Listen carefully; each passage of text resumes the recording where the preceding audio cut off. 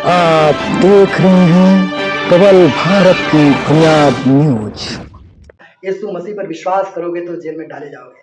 अगर यीशु मसीह का नाम भी लोगे तो जेल में डालो जाओगे। यीशु मसीह विश्वास करने के द्वारा बच्चों की पढ़ाइयाँ स्थगित हो गई हैं और क्या है, परिवार आज घर से बेघर है और इनको रहने के लिए कहीं ठिकाना नहीं मिल रहा है। आप यीशु मसीह को मानेंगे या छोड़ेंगे? नहीं, मैं प्रभु यीशु को मानूंगा क्योंकि मेरे जीवन में कुछ इस तरीके से चीजें मैंने देखी हैं और पाई हैं जिसके कारण से मेरा विश्वास प्रभु पर अटल है। मतलब अभी यीशु के लिए जेल गए लेकिन फिर भी अभी यीशु को मानेंगे? जी।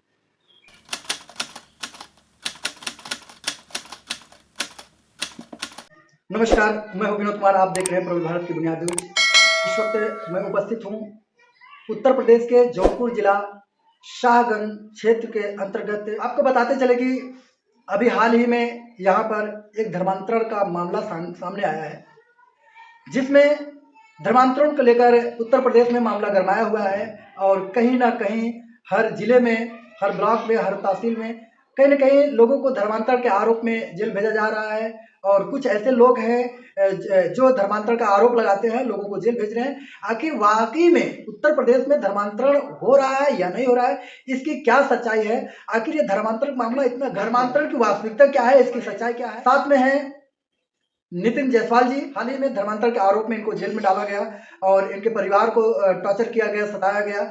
आखिर ये पूरी घटना क्या है? का मामला भी जो सामने आया है वो कितनी तारीख का मैटर था सर, आप थोड़ा बताइए। 28 दिसंबर दिन रविवार के दिन जो है एफआईआर दर्ज कराई जाती है और 29 दिसंबर को मेरी पत्नी और दो और जन हैं जो प्रदीप सूर्या और उनकी पत्नी सविता को पुलिस अरेस्ट करती है और रिमांड करके उनको 28 दिसंबर को मुकदमा लोग कराते हैं, जो कि कुछ कट्टरपंथी ऐसे लोग हैं जिन्होंने धर्मांतरण का मुकदमा इनके ऊपर, इनके पत्नी पर, इनके साथ में और भी दो एक लोगों के ऊपर यह मुकदमा किया जाता है। हम आपको ये भी बता दें कि जब मुकदमा किया जाता है तो उस वक्त अस्थायी रूप से घर पर भी नहीं रहते, रोजी रोटी के लिए ये बेचारे घर से बाहर प्रदेश में कमाने के लिए गए थे। और घर पर की सच्चाई क्या है? आखिर क्यों धर्मांतरण को एक हाईलाइट किया जा रहा है? क्यों धर्मांतरण को बार बार चर्चा में लाया जा रहा है? क्यों ऐसी बात है कि धर्मांतरण का जो कानून है उस कानून का सदुपयोग हो रहा है या उस कानून का दुरुपयोग हो रहा है? हम इस बात को कैसे समझें? लेकिन आइए हम इस वीडियो के माध्यम से जो इनका विचार है, इनके विचार के माध्यम से हम जानेंगे कि इसकी सच्चाई क्या है। जिससे जैसे कि आपका कहना है कि 28 दिसंबर 2025 को आपके ऊपर मुकदमा किया गया, धर्मांतरण को जो आपका मुकदमा किया गया, इससे लगता है कि क्या आप धर्मांतरण कराते हैं क्या? नहीं, ये टोटल गलत बात है। हम कोई धर्मांतरण नहीं कराते हैं और न तो हमारा इस तरीके का कोई मतलब कोई गतिविधि ऐसा कुछ नहीं है। जब धर्मांतरण का रिपोर्ट लिखाई गई तो कोई ना कोई उसमें कंप्लेन करने वाला होगा, तो कंप्लेन किसने किया था सर? इस पूरे मामले में मेरे पिताजी ही जो है, जो मेरे एफआईआर दर्ज है। आखिर पिताजी इतने रुष्ट क्यों? कितने दिन से विश्वास करते हैं आप यीशु मसीह पर?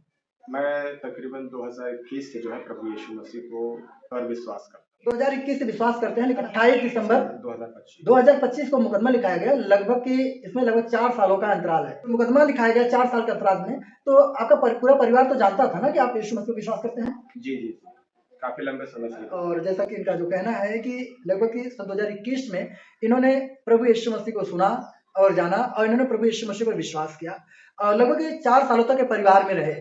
लेकिन आखिर क्या ऐसा पारिवारिक विवाद आया कि पारिवारिक विवाद धर्मांतरण का मुद्दा बना?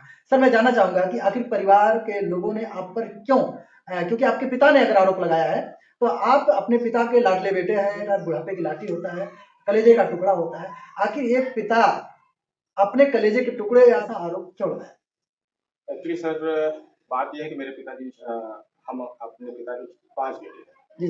सबसे बड़े सचिन कुमार जायसवाल, दूसरा मैं नितिन कुमार जायसवाल, तीसरे मेरे छोटे भाई नितिन कुमार जायसवाल, चौथे नंबर पर है हमारे भाई विशाल कुमार जायसवाल और पांचवें हैं विकास जायसवाल। जी। हम 5 भाई हैं और 2005 में मेरी माता जी का देहांत हो गया और उसके बाद से जो है हम सभी जो है अपने पूरे परिवार का जो है सब कुछ करते रहे और देखते हैं। 2009 में मेरे बड़े भाई साहब की शादी होती है और 2012 में मेरी शादी होती है। ये पारिवारिक विवाद के ही तनाव के कारण से ही, ताकि घर में शांति बनी रहे, इसलिए जो है मैंने अपने पिताजी से कहा कि जो है मुझे अलग कर दीजिए जो है, क्योंकि घर की शांति बनी रहे और हमारे और सबके लिए अच्छा यही है।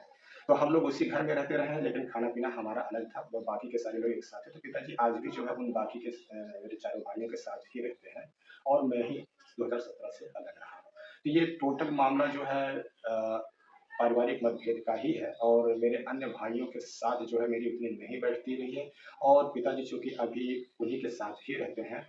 अन्य भाई जो आपके हैं वो क्या करते हैं? बड़े भाई सचिन जायसवाल जो इनकम टैक्स और कमर्शियल टैक्स की प्रैक्टिस करते जी, हैं जी। और उन्हीं के साथ जो है मेरे चौथे नंबर के भाई विशाल जायसवाल भी साथ में के काम करते जी। हैं और विपिन जायसवाल जो मुझसे छोटे हैं वो दीवानी कचहरी जौनपुर में सिविल और क्रिमिनल की प्रैक्टिस करते हैं। हाँ, और हमारे जो सबसे छोटे भाई हैं विकास जायसवाल वो इस समय फिलहाल बाहर रहते हैं बनारस में। तो नितिन जायसवाल जी, जहाँ तक कि आपके अनुसार आपका पूरा परिवार एक अच्छे एजुकेशन में है जी और कहीं न कहीं लोगों ने सेटलमेंट है और अच्छा समाज के अंदर एक पैठ है और समाज के अंदर एक रुतबा है आपके परिवार की।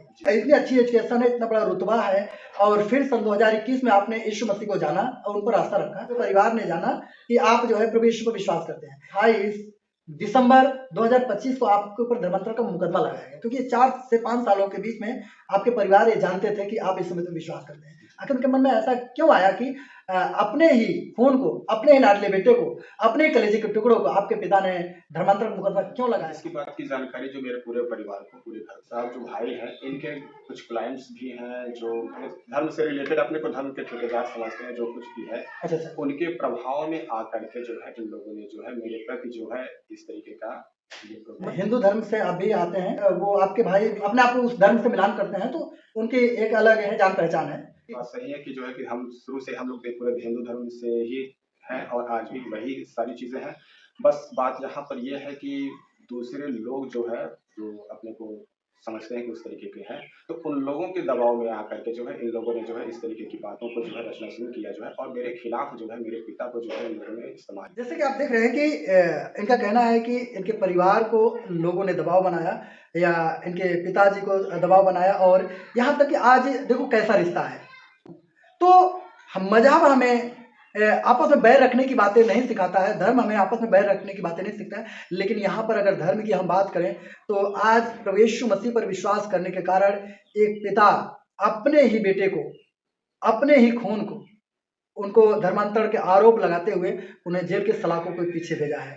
जबकि वास्तविकता क्या है कि अच्छी शिक्षा क्या है, यहाँ पर आज ये जो धर्मांतरण की जो कहानी है लोगों के दिमाग में जो चल रहा है, लोगों के बीच में जो चर्चा है, आखिर भविष्य में क्या मोड़ लेगा, ये धर्मांतरण का जो प्रभाव लोगों के अंदर जा रहा है, कहीं ना कहीं ये परिवार टूट रहे हैं और आने वाले समय में बेटा जो है अपने पिता से अलग हो जाएंगे, परिवार परिवार से अलग हो जाएगा, यानी कि एक दूसरे के विरोधी बन रहे हैं। आखिर आपकी क्या राय है इस पर? आप किस तरीके से इस मैटर को देखते हैं, इस कानून को देखते हैं? आज जैसे कि नितिन जायसवाल जी हैं और आप जान सकते हैं कि इनके पिता जो है खुद अपने बेटे पर आरोप लगाया, तो ठीक है सर, जब आपको धर्मांतरण का आरोप लगाया गया, आप पर FIR भी हुआ और क्या कितने लोग गिरफ्तार हुए थे? आपके साथ में कितने लोगों पर FIR हुआ? जब FIR दर्ज हुई तो पुलिस ने इसमें से 4 नामजद थे जिसमें से 3 जनों को जो है उन्होंने अरेस्ट किया जो है और उस वक्त मैं मौके पर नहीं था जो है, मैं बाहर गया हुआ था जो है और इस कारण से पुलिस ने मुझे अरेस्ट नहीं किया, लेकिन बाकी के 3 जनों को अरेस्ट किया और सेम डे उन्होंने रिमांड बना करके उन्होंने मेरी पत्नी उसमें अरेस्ट हुई थी, उनका नाम प्रीति जायसवाल। और FIR कॉपी में लिखा है कि आपके घर पर लोग जाते थे और वो आपको जबरदस्ती आप लालच देकर या किसी को चंगाई का लालच देकर आप लोग जबरदस्ती धर्म परिवर्तन कराने के प्रेरित करते थे, लोगों को बाइबल पढ़ने के लिए प्रेरित करते, ऐसा क्या बात है, इसकी क्या बताएं? नहीं सर, ये टोटल झूठ है, ऐसा कोई बात नहीं है और भी कोई बाहरी व्यक्ति शिकायतकर्ता के रूप में नहीं है और न कोई गवाह है। यानी कहने का मतलब ये है कि जो बातें उन्होंने अपनी बातों में FIR में दर्ज कर या जो भी बातें इस समय बाजार में या जहाँ कहीं भी सुनने में आ रही है वो टोटल गलत है। कोई कहने का मेरा मतलब यह है कि यह बात झूठ है और बिल्कुल झूठ है। ना तो कोई धर्मांतरण का कोई मैटर यहाँ पर है और दूसरी चीज़ ना तो किसी को चंगाई के विषय में लालच दिया गया और ना ही किसी को किसी प्रकार का प्रलोभन दिया गया। आपके घर और किसी का आना जाना था, ऐसा एप्लीकेशन में आपके FIR में लिखा गया है कि कुछ लोग आते थे और प्रलोभन देते थे? संबंध में कोई भी मेरे घर पर नहीं आता था। जैसा कि आपने बताया कि आपके भाई वकील हैं, वो आपके भाई जानते थे कि आप जेल जाएंगे, आपके भाई जानते थे कि यदि इन पर आरोप लगाएंगे जेल जाएंगे, इनका बहुत लॉस होगा, लाखों रुपए का नुकसान हो सकता है, आपके परिवार के तरह हो सकते हैं। जो FIR दर्ज हो रहा है, जो मेरे खिलाफ मुकदमे किए गए हैं, ये उसी का ही एक रूप है। वो चाहते हैं कि मुझे मेरे परिवार को जो है घर से एकदम अलग कर देना, परिवार समाज में मेरा मतलब मेरे नाम को डुबा देना, यानी एक तरीके से मुझे बर्बाद कर देने की कहीं न कहीं उनकी इच्छा और सोच के कारण से जो है उन लोगों ने ये रास्ता। पत्नी जब जेल गई तो कितने दिन बाद जेल से बाहर आई? मेरी पत्नी जो है तकरीबन 15 दिन जेल में रही है। 29 दिसंबर को गिरफ्तार किया, 28 को आपका मुकदमा दर्ज हुआ। कहा जाए तो 12-13 जनवरी 2026 को उनकी रिहाई मिली है। तो आप अपनी पत्नी, परिवार, बच्चों के साथ फिर अपने घर पर वापस लौटे, घर का क्या रिएक्शन है? 16 फरवरी 2026 को जो है मैं अपने पत्नी और बच्चों के साथ अपने घर गया। जी जी। और घर गया तो अ, मेरे भाई लोग और पिताजी जो है उन्होंने मुझे घर में अंदर आने नहीं दिया और ये भी कहा कि जब तुम्हारे यहाँ कुछ भी नहीं है और यहाँ से अब तुम लोग चले जाओ। परिवार आपको घर के अंदर एंट्री नहीं ली। इनका कहना है कि जब इनकी पत्नी इनकी भी रिहाई हो गई, इनका जो जमानत हुआ, इनकी रिहाई के बाद ये पूरा परिवार ये अपने बच्चे के साथ, अपनी पत्नी के साथ जब ये अपने घर पहुंचते हैं तो कहना इनका है कि घर के लोगों ने इनको दरवाजे के अंदर प्रवेश करने नहीं दिया। आपके पिताजी क्या चाहते हैं, आपके भाई जी क्या चाहते हैं? सबसे बड़ी बात ये है कि मेरे भाई बाकी के लोग जो हैं वो हमारे खिलाफ लोगों में इतना भय पैदा कर दिया है कि कोई भी मेरे साथ खड़ा नहीं होता है। मतलब कोई आपके साथ खड़ा नहीं होता? नहीं, कोई भी खड़ा नहीं होता है, कोई सपोर्ट भी नहीं करता है। जब मैं उस दिन गया तो मोहल्ले के बाकी के जहाँ आस-पास के लोग थे तो वो दूर से ही देख रहे थे मगर सामने कोई नहीं था। मतलब इसका वजह है आप यानी यीशु मसीह पर जो विश्वास करते हैं। और इस मुकदमे का भय लोगों ने इस तरीके से तैयार किया है कि कोई भी मेरे साथ खड़ा नहीं होता। मुकदमे से भयभीत तो आपको होना चाहिए ना? उन लोगों ने मेरे खिलाफ लोगों को इस तरीके से भड़का दिया है, भय पैदा कर दिया है कि कोई भी मेरे सपोर्ट में नहीं खड़ा। आप देख रहे हैं कि जब यीशु मसीह पर विश्वास करने के बाद ये जेल में गए और जेल से रिहाई लेकर बाहर आए, जब घर पर लौटते हैं तो टोला मोहल्ला इर्द गिर्द में पूरा माहौल बदला हुआ नजर आया। यहाँ तक कि कोई भी व्यक्ति नितिन जायसवाल जी से बात नहीं करना चाहा, कोई इनसे मुलाकात नहीं करना चाहा, कोई इनसे हाल पूछना नहीं चाहा, यहाँ तक कि सबकी बात छोड़ दिया जाए। जब ये अपने घर पहुंचते हैं तो इनके खुद के पिता या इनके परिवार के इनके भाइयों ने सीधे इनको घर के अंदर आने से मना किया। तो सर आपने पिताजी से बात नहीं किया कि नहीं मुझे घर के अंदर आने दिया जाए? नहीं, मैंने अपने पिताजी से बात किया। मैं उस दिन गया था बात करने के लिए और घर में रहने के लिए ही, लेकिन एक मेरे पिताजी ने जो है सीधे इनकार कर दिया कि यहाँ तुम्हारा कुछ भी नहीं है, तुम यहाँ से जाओ। आपके पिताजी इनकार कर दिया, आप वहां से चले आए, तो अभी आपका घर का सारा सामान तो अंदर होगा ना? अंदर सामान है तो फिर उसके सामान के बारे में या आप परिवार से बात की कि भाई मेरा सामान अंदर है, हम कहाँ जाएंगे, बादलों के नीचे रहेंगे, आपके 2 बच्चे हैं, सामने एग्जाम है, तो उसके लिए आपने क्या सोचा है? समझता हूँ कि अगर किसी के बहकावे में या गलत फहमियों के कारण परिवार बिखरा है, एजुकेशनल है परिवार, तो उसमें गलत फहमी नहीं होनी चाहिए, मिलकर ही रहना चाहिए। देखिए मेरा सारा सामान तो आज भी वहीं पड़ा हुआ है और चूंकि अभी भी मेरा कोई अलग से हमारे पास कोई जगह और या कोई प्रॉपर्टी वगैरह नहीं कि जहाँ हम बनवा करके या किसी भी तरीके से रह सके। इस समय मैं और मेरी पत्नी और मेरे बच्चे जो है इधर उधर केवल भटक ही रहे हैं, कभी यहाँ कभी वहाँ इस तरीके से जो है जीवन यापन मतलब चल रहा है। और रही बात बच्चों की पढ़ाई, तो जो है इसी 7 मार्च से बच्चों के एग्जाम शुरू हो चुके हैं और चूंकि हमारा रहने का कोई ठिकाना नहीं है और कोई भी व्यक्ति जो है सागर में जो है हमारे पक्ष में खड़ा नहीं हो रहा है, तो हम वहाँ रह नहीं सकते हैं जहाँ ठहर करके जो है हम बच्चों का एग्जाम दिला सके। तो इस समय मेरे बच्चे जो है बिना एग्जाम के जो है चल रहे हैं और मुझे इस चीज़ का भय है कि कहीं ऐसा ना हो कि जब उन लोगों पर जो है चिंता का विषय है। प्रभु यीशु मसीह में विश्वास करने के द्वारा परिवार के जो है क्रोध में या परिवार के आपसी रंजिश के कारण इनको धर्मांतरण के मामले में जेल जाना पड़ा। वहां से जब लौटते हैं तो परिवार ने इन्हें एक्सेप्ट नहीं किया और ये इनके 2 बच्चे हैं, पत्नी है और इनके साथ में बच्चों की पढ़ाई भी प्रभावित हो रही है, जबकि बच्चे जो है काफी दिनों से स्कूल नहीं जा पा रहे हैं, सामने एग्जाम भी है। तो उसके कारण बड़ी चिंता की बात है कि वहाँ के समाज के लोगों ने भी इनसे तालमेल करना, इनसे व्यवहार बनाना, इनसे रिश्ता जोड़ना भी लोगों ने इनकार कर दिया। एक बड़ी दयनीय बात है। लेकिन आज समाज हमारा किस दिशा में जा रहा है, लोग किस दिशा में जा रहे हैं, थोड़ा ये चिंता का विषय है। जबकि मानना यह है कि धर्म कोई भी हो, हर धर्म में भाईचारा की बातें करता है। कहते हैं कि हिंदू, मुस्लिम, सिख, ईसाई आपस में सब भाई भाई। अगर ये धर्म सिखाता है आपस में सब भाई हैं, तो आखिर धर्म में इतनी नफरत क्यों, आखिर धर्म में इतना बैर क्यों? क्योंकि धर्म के प्रवर्तक हैं, धर्म के जो अगुवा हैं, उनको इस बात पर जरूर ध्यान देना चाहिए कि वे धर्म की जो भाषा समाज के अंदर, धर्म की जो शिक्षा समाज को दे रहे हैं, लेकिन समाज किस दिशा में जा रहा है? क्या समाज धर्म की लड़ाई लड़ रहा है या धर्म के मार्ग पर चल रहा है? वाकई में जैसा कि देख रहे हैं नितिन जायसवाल जी के साथ जो कुछ भी हुआ लगभग ठीक नहीं है और आज कहीं ना कहीं फाइनेंशियल रूप से भी पीछे जा रहे हैं और एक छोटा सा परिवार है, बच्चों की पढ़ाई भी पीछे जा रही है और अभी तक इनके पास रहने के लिए कहीं व्यवस्था नहीं हो पाई है।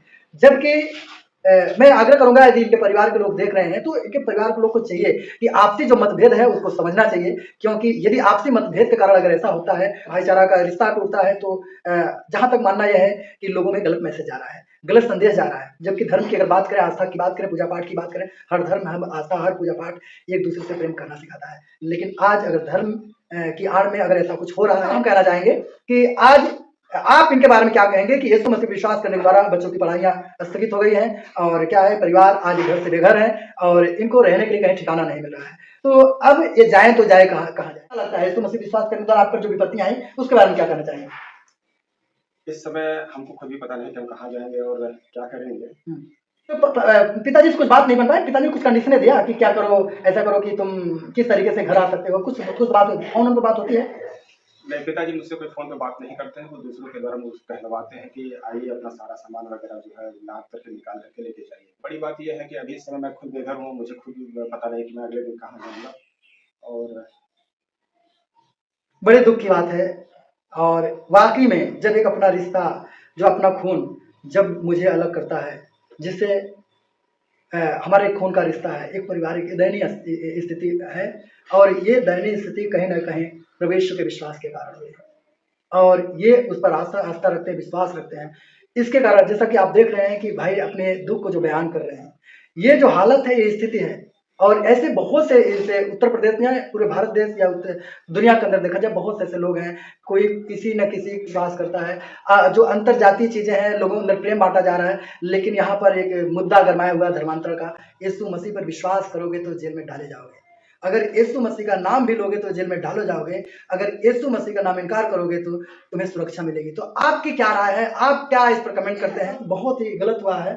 और कहीं ना कहीं अगर दर्शक देख रहे हैं तो वो अपना कमेंट और राय जरूर देंगे। तो सर, आप इसके बारे में अभी तो कुछ सोचा? बच्चों की जो पढ़ाई है, तो कुछ तो मेहनत करना होगा, कोई सपोर्ट के लिए तैयार हुआ कि नहीं? नहीं। सर, अपने गांव के मतलब के मुखिया या गांव के लीडर, नेता या किसी से आपकी बात हुई? नहीं, मेरी किसी से बात नहीं हो पाई। सबसे बड़ी बात है कि जो है कि ज़्यादातर लोगों को मेरे खिलाफ इस मामले को लेकर के भड़काया गया है और दूसरी चीज़ कि इस मामले को इतना हाईलाइट किया गया है कि कोई मुझसे बात करने के से कतराता है। अगर पिता की डांट भी है तो कोई दिक्कत नहीं, लेकिन पिता से बार बार हो सकता है पिता का मन पिघले। आपके पिताजी से इस वीडियो के माध्यम से मैं कहना चाहूँगा कि कहीं ना कहीं आप विचार करें। परिवार शिक्षित परिवार है। शिक्षा हमेशा अच्छे रास्ते पर चलना सिखाती है, और धर्म हमेशा प्रेम करना सिखाता है। धर्म कभी भी तोड़ता नहीं, वरन धर्म जोड़ता है। लेकिन अगर कुछ ऐसा विचार बीच में कहीं ना कहीं आ रहा है, तो कुछ गड़बड़ियां जरूर है, और इस गड़बड़ियों को, आपसी मतभेद को बैठकर ही खत्म किया जा सकता है। आप यीशु मसीह को मानेंगे या छोड़ेंगे? नहीं, मैं प्रभु यीशु को मानूँगा क्योंकि मेरे जीवन में कुछ इस तरीके से चीज़ें मैंने देखी हैं और पाई हैं जिसके कारण से मेरा विश्वास प्रभु पर अटल है। मतलब अभी यीशु के लिए जेल गए, लेकिन फिर भी अभी यीशु को मानेंगे? जी। आपको नहीं लगता कि अभी यीशु मसीह पर विश्वास करने से हम अभी जेल 15 दिन की जेल खट के आए हैं, परिवार आपको त्याग रहा है, लेकिन अब ऐसा क्या है आपने यीशु में पा गए कि यीशु को मानने के लिए आपका विश्वास इतना कट्टर कैसे है? देखिए मैं जानता हूँ कि हम लोग पैदा हुए हैं, हिंदू धर्म में ही पैदा हुए हैं और हमारी परवरिश भी उसी तरीके से हुई। जी जी। लेकिन जैसा कि सब धर्म सिखाता है, बताता है कि परमेश्वर है और जिस परमेश्वर को हम इधर-उधर तलाशते रहे हैं, चीज़ों को खोजते-बीनते रहे हैं और जब हम नहीं पाते तो कहीं न कहीं हम भटक जाते हैं। और उसी परमेश्वर को तलाशते हुए जो है मैं एक बार ऐसा हुआ मेरे साथ कि जो है कि प्रभु यीशु के एक पम्पलेट मुझे मिला जो है और उस पम्पलेट के कारण से जो मैंने कुछ पढ़ा तो मैंने कुछ जान मतलब उसको पढ़ने से जो मेरे जीवन में कुछ इस तरीके के बदलाव हुए और मैंने उसको बदलाव को देखा तो मैं विश्वास किया कि नहीं मैंने बहुत सारे दूसरे धर्म मतलब अपने धर्म ग्रंथों को भी मैंने पढ़ा हुआ है लेकिन कभी वो बात मात्र केवल उस पम्पलेट को उसमें लिखी हुई चीज़ों को पढ़ने से जो मैंने पाया वो मैंने अब तक कहीं नहीं पाया और उस चीज़ के कारण से जो बात मेरे जीवन में हुई, इस बात के कारण से जो है मुझे विश्वास करना पड़ गया कि कहीं अगर कोई परमेश्वर है तो यही प्रभु यीशु ही। मतलब यीशु के प्रेम को समझ पाया। जी, जी, जी। क्योंकि जो चीज़ें मैंने देखी वो बात मैंने तो अब तक किसी समय तो यहाँ तक कि उस चीज़ों को मैंने अपनी पत्नी को भी कभी नहीं बताया क्योंकि शादी से इतने लंबे समय तक हुआ मैंने कभी अपनी पत्नी को वो बातें शेयर नहीं की। वो ऐसी बातें थी जो सिर्फ़ मैं जानता था। मैंने अपनी किसी भी नज़दीकी किसी भी इंसान को वो बातें नहीं बताई लेकिन आपकी पर्सनल बातें थी, जी। जो कि ऑलरेडी उसको सार्वजनिक नहीं की जा सकती थी। वो मतलब चमत्कारी रूप से आपके को कहा जाए कि अद्भुत लगा आपको, कि जो कहीं नहीं और नहीं मिला। भाई दूसरों के लिए वो क्या हो सकता है ये मैं नहीं जानता लेकिन मेरे लिए जो है वो परमेश्वर का एक ऐसा दर्शन हुआ कि जिसके कारण से जो मैं ये जान सका कि जो है कि नहीं अगर परमेश्वर है जिसकी बातें सब धर्म कहते हैं कि हाँ परमेश्वर है उस परमेश्वर को मैंने उस दिन जाना और उस दिन जानने के कारण से आज मेरा विश्वास प्रभु यीशु पर है क्योंकि मैंने दूसरे धर्म के बारे में भी जानने की कोशिश करी और खोजने की भी कोशिश करी लेकिन जो बात मैंने प्रभु यीशु के नाम के कारण से मैंने पाई वो मैंने और कहीं नहीं पाई और इसी के कारण से आज मैं अगर ये सताव भी हुआ तो कोई बात नहीं है फिर भी मैं प्रभु का धन्यवाद करता हूँ और मैं बाद में भी आगे भी प्रभु यीशु के पीछे ही चलूँगा। अरे क्या बात करते हैं! कहीं ना कहीं पत्नी जेल में गई, आप जेल में गए, परिवार आपका आपके विरोध में खड़ा हो गया, घर से बेदखली का भी दावा हो रहा है, समाज आपको तिरस्कार कर रहा है। आपको कहीं आपके दिमाग में कभी ऐसी बातें नहीं लगता कि ये यीशु को मानने के कारण ऐसा हो रहा है? अगर आप किया या आप यीशु को इनकार करते हैं तो ये चीज़ वापस लौट सकती है, ऐसा कुछ लगता है क्या? देखिए जैसा कि बात है कि हम 5 भाई और हम सारे भाई जो पढ़े लिखे हैं और सारे एडवोकेट्स जी हैं, जी। ठीक है? और मैं भी कुछ सालों तक जो है सिविल कोर्ट जौनपुर में क्रिमिनल लॉयरिंग की प्रैक्टिस मैंने की, लेकिन मुझे वहाँ पर चीज़ें समझ में नहीं आई, मैंने छोड़ दी, एक अलग बात है। लेकिन एजुकेशन के नाते से जो है मैं इस चीज़ को भली-भाँति जानता हूँ कि क्या जैसे लोग होता है ज्ञान और लोग जो होते हैं धन के पीछे भागते हैं, ऐसा नहीं है। बहुत सारे अच्छे-अच्छे लोग भी जो है आज कहीं न कहीं परमेश्वर पर विश्वास करते हैं। अब सभी धर्मों में ऐसा होता है। पढ़े लिखे और अनपढ़ हर तरीके के लोग होते हैं। परमेश्वर किसी से छुपा नहीं है, वह सबके साथ है, बस ये है कि हम इसको खोजें और इसको ढूँढें। और मेरे साथ ये हुआ, मैंने उस तरीके से उनको पाया और पाने के कारण से जो चीज़ें मेरे साथ हुई, तब मैंने विश्वास किया कि नहीं परमेश्वर है। और जो धर्म की बात की जा रही है, आगे चलकर जो धर्म परिवर्तन का धर्म के नाम पर जो ये बात आई है, उस धर्म में भी सिखाया जाता है कि परमेश्वर है। और जो मेरे भाई पिताजी जिन लोगों ने भी ये सारी बात की, आपने बातें की, जो दूसरे संगठन जिन्होंने इन लोगों पर प्रेशर डाला और इस तरीके की चीज़ों पर, वो भी मानते हैं कि धर्म है और कहीं धर्म है तो मतलब परमेश्वर है। आज हम परमेश्वर को न ढूँढ करके जो है हम धर्म जो एक विचारधारा है, जीने का तरीका है, उसको लोग पहले कर दिया है और परमेश्वर को छोड़ दिया है। और मैंने परमेश्वर को पाया है और इस कारण से जो है अब धर्म मेरे से पीछे हो चुका है और मैं परमेश्वर में आगे बढ़ता हूँ और परमेश्वर के पीछे ही चलना आगे है। सर एक और सवाल करता है, यदि आपको इस दुनिया को और एक तरफ इस पूरी दुनिया को और एक तरफ प्रभु को, आपको दुनिया और समाज और प्रभु को दोनों में से चुना हो तो आप किसको चुनेंगे? देखिए मैंने एक चीज़ देखा है और पाया भी है कि लोग इस धरती पर आते हैं पैदा होकर के और फिर धरती को छोड़ कर के चले जाते हैं। एक न एक दिन कहीं न कहीं मुझको भी जाना है और फिर उसके बाद क्या होगा? हमारा धर्म ग्रंथ बहुत सारी बातों के बारे में इस विषय पे बताता है। सारे धर्म बताते हैं और मेरा भी मानना है कि परमेश्वर है। जो चीज़ मेरे साथ हुआ, जो चीज़ मैंने देखी, उसके कारण से जो मैंने माना कि परमेश्वर है और अगर वह है तो निश्चित है कि उसके आगे भी कुछ है। ये धर्मशास्त्र कहता है और मेरा कहने का मतलब है, यदि प्रभु यीशु मसीह को जिस समुदाय में रहते हैं उस समुदाय को अगर चुना हो तो आप किसको चुनेंगे? मैं प्रभु यीशु मसीह को चुनूँगा। यानी कि जिस समुदाय से अगर आपको बहिष्कृत किया जाता है या आपकी इतनी दयनीय अवस्था होने के बाद भी प्रभु यीशु को आप चुन रहे हैं। जैसा कि मैं आपको बता देना चाहता हूँ कि जैसा आप देख रहे हैं नितिन जायसवाल जी हमारे बीच में हैं और इनके साथ जो कुछ भी हुआ वो बड़ा दुख की बात है और इस तरीके से जो है कि आज समाज के अंदर बहुत ऐसे मैटर्स आ रहे हैं जहां धर्मांतरण के नाम पर गरीब लोगों को सताया जा रहा है। धर्मांतरण को अलग अलग तरीके से लोग उसका फायदा उठा रहे हैं। जैसा कि आप जानते हैं कि उत्तर प्रदेश के हर जिले में और हर नुक्कड़ नुक्कड़ों पर कहीं ना कहीं ये आवाजें चर्चा हो रही है कि धर्मांतरण धर्मांतरण धर्मांतरण। आखिर धर्मांतरण सच है या गलत है, इसकी क्या सच्चाई है, आप कमेंट बॉक्स में जरूर बताइएगा। जैसा कि आप देख रहे हैं कि धर्मांतरण में एक परिवार ने अपने परिवार के ऊपर धर्मांतरण का मुकदमा लगाया है और आज किस तरीके से इनकी लाइफ है और इतनी इतनी संघर्ष, इतनी मेहनत के बाद भी, इतने दुख और तकलीफों के बाद भी ये यीशु के दीवाने हैं। मिलते हैं हम अगली वीडियो में। आप देख रहे हैं प्रभु की बुनियाद में, मैं हूं विनोद कुमार। नमस्कार।